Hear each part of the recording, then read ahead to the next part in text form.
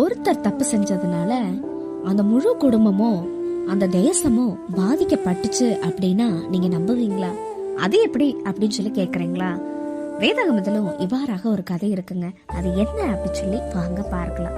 யோசுவா ஆயி பட்டணத்தை பிடிக்க வேவு பார்க்க ஆட்களை அனுப்பினான். வேவு பார்த்த பின்பு அவர்கள் சொன்னது என்னன்னா, ஜனங்கள் எல்லாரும் போக வேண்டியதில்லை, 2000-3000 பேர் இருந்தாவே அந்த பட்டணத்தை எளிதாக பிடிக்கலாம் அப்படின்னு சொல்லிட்டு சொன்னாங்க. இவ்வாறாக 3000 பேரு கடந்து போன போது இஸ்ரவேல் ஜனங்கள்ல கிட்டத்தட்ட 36 பேரு வெட்டுண்டு விழுந்தாங்க. இந்த செய்தியை கேட்ட உடனே யோசுவா தன்னுடைய வஸ்திரங்களை கிழித்து கொண்டு சாயங்காலம் மட்டும் உடன்படிக்கை பெட்டியின் கீழே உட்கார்ந்திருந்தாரு. உடனே ஆண்டவர் யோசுவாவை நோக்கி, ஏன் இவ்வாறாக விழுந்து கிடக்கிறாய் அப்படின்னு சொல்லிட்டு கேட்டாரு. யோசுவா அவரை நோக்கி, நீங்க சொல்லிதான் நாங்க யுத்தத்துக்கு போனோம், ஆனா நாங்க ஜெயக்கொள்ளலையே அப்படின்னு சொல்லி கேட்கும் போது ஆண்டவர் யோசுவாவை நோக்கி, தேவனுக்கு விரோதமான சாபத்தீடானவைகள் உங்க நடுவுல இருக்கிற வரைக்கும் நீங்க சத்துருக்களுக்கு முன்பாக நிற்க கூடாது அப்படின்னு சொல்லி இஸ்ரவேலின் தேவன் சொல்கிறார் அப்படின்னு சொல்லி உன் ஜனங்களுக்கு சொல்லு அப்படின்னு சொல்லிட்டு சொன்னாரு. அப்பொழுது யோசுவா அதை புரிந்து கொண்டு, யார் இந்த தவற செய்திருப்பா அப்படின்னு சொல்லிட்டு கோத்திரமாக நிற்க வச்சு அவர்கள் மேல சீட்டு போட்டாரு. அதுல யூதாவின் கோத்திரத்தில் உள்ள ஆகான் குறிக்கப்பட்டான்.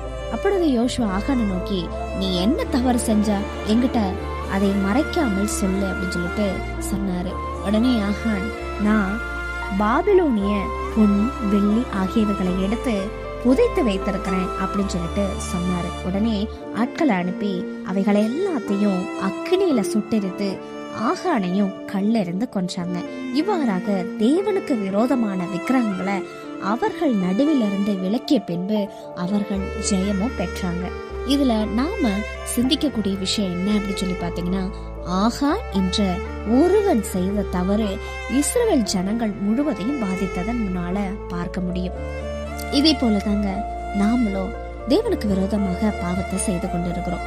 சின்ன தப்பு தானே அப்படின்னு சொல்லிட்டு நாம அதை விட்டு விடுகிறோம். ஆனா சிறிய தவறா இருந்தாலும் அது முழு சரீரத்தையும் கரைப்படுத்தி விடுகிறது அப்படிங்கறத நாம நினைவில் கொள்கிறதில்ல. ஏன்னா வேதவசனம் கூட இவ்வாறாக சொல்கிறது, நாவானது சிறிய அவயமாயிருந்தும் முழு சரீரத்தையும் கரைப்படுத்தி விடுகிறது அப்படின்னு சொல்லி வேதவசனம் தெளிவாக சொல்கிறது. அதனால நாம சிறிய பாவம் தானே என்ற அலட்சியம் செய்யாம ஆண்டவருக்கு விரோதமான அந்த விக்கிரகத்தை இன்றே நம்மிடம் அகற்றுவோம். இது நம்முடைய ஆவிக்குரிய வாழ்க்கைக்கு மட்டும் அல்ல, நம்முடைய குடும்பத்துக்கோ நம்மளுடைய தேசத்துக்கோ இது நன்மை பயக்குங்கிற எண்ணத்தோட நாம இதுல கவனம் செலுத்துவோம். ஆமென்.